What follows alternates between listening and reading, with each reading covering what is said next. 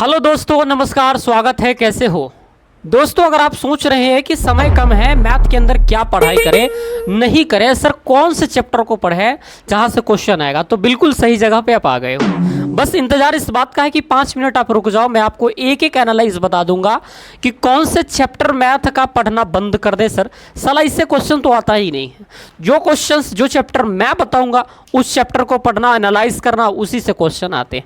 oh my God! अब आओ कि सब पहले, अगर मान लीजिए टाइम कम है, ऐसे हर चैप्टर इंपॉर्टेंट है, लेकिन टाइम कम है तो कौन सा चैप्टर पढ़ ले हम? सर मैं एक तरफ बांट देता हूँ 2 चैप्टर को ऐसे, जो इंपॉर्टेंट ज़्यादा हैं उनको मैं यहाँ पे ऐसे करता हूँ, ऊपर तीर देता हूँ, और जो इंपॉर्टेंट कम है उनको मैं तीर नीचे कर देता हूँ। अब एक एक चैप्टर को आप देखते चलिए। देखिए, सबसे पहले मैं कहूँगा प्रोबेबिलिटी। प्रोबेबिलिटी क्या है? प्रायिकता। क्या है सर? प्रायिकता। प्रायिकता चैप्टर नो डाउट अपने आप में अच्छा चैप्टर है, लेकिन जब बात करेंगे कि सर इंपॉर्टेंट कौन है, लेस इंपॉर्टेंट कौन है, तो प्रायिकता चैप्टर को आप कम पढ़ें चलेगा, बिल्कुल चलेगा, क्योंकि 1 से 2 मार्क्स, मैं अगर बहुत मान लूँ तो 1 से 2 मार्क्स से ज़्यादा प्रश्न आज तक इससे बने नहीं हैं, क्योंकि लॉन्ग क्वेश्चन तो इससे आता ही नहीं है, तो फिर प्रायिकता पढ़ने का इतना दिमाग क्यों लगाना। चलो अगली चैप्टर बताइए सर, कौन सा चैप्टर है हमारा? अगली चैप्टर है, उसका नाम है निर्देशांक ज्यामिति। क्या है सर? निर्देशांक ज्यामिति। अगर आपके पास टाइम है तो सब पढ़िएगा। निर्देशांक ज्यामिति, क्या नाम है सर? निर्देशांक ज्यामिति। इससे मात्र 2 से 3 नंबर का सवाल आता है, आज तक इससे ज़्यादा सवाल आता नहीं है। अगर किसी रेयर चांस में 1-2 सवाल बढ़ जाए वो अलग बात है, लेकिन लेस इंपॉर्टेंट अगर मेरे को छांटना हो तो निर्देशांक ज्यामिति को हम छांटेंगे। इससे भी लॉन्ग क्वेश्चन नहीं बनता है, फिर शॉर्ट बन जाए या फिर MCQ बन जाए, वो अलग बात होती है। अगली चैप्टर बताइए सर, कौन सा छांट सकते हैं? मैं कहता हूँ वृत्त को छांट दो। किसको छांट दो? वृत्त को छांट दो। CIRCLE सर्कल को छांट दो। इससे भी बहुत कम क्वेश्चंस बनते हैं। और एक और चैप्टर मैं बताऊंगा जो छांट सकते हो अगर आप, तो छांट देना। उनका नाम है सर बहुपद। क्या नाम है सर? बहुपद। इनको भी नहीं पढ़ोगे तो चलेगा यार, कुछ भी दिक्कत नहीं है, क्योंकि समय कम है, मैं छांट सकता हूँ। मैं ये नहीं कह रहा हूँ कि सब चैप्टर बहुत मतलब वीक है, ऐसा है वैसे नहीं, पढ़ी मत। मैं कह रहा हूँ समय कम है तो किस पे फोकस कर लिया जाए।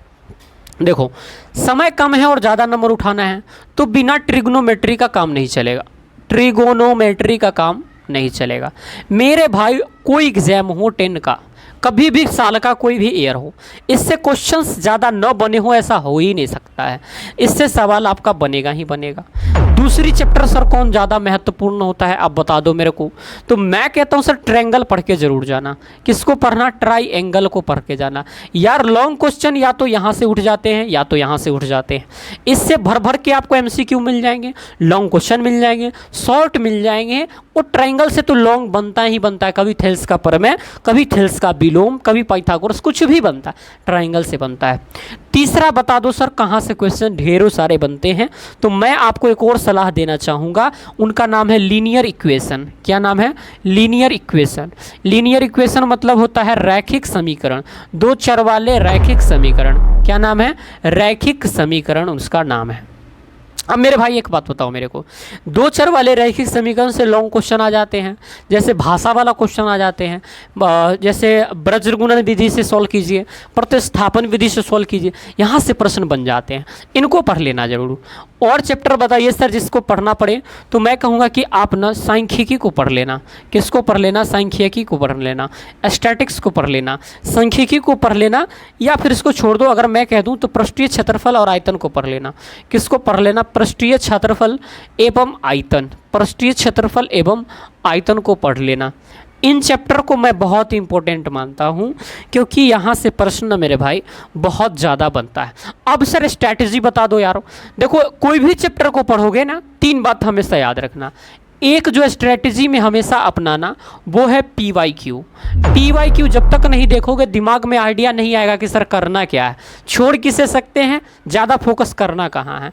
दूसरा सर, प्रैक्टिस के लिए आप मॉडल सेट लगाएं। क्या लगाएं सर? मॉडल सेट लगाएं।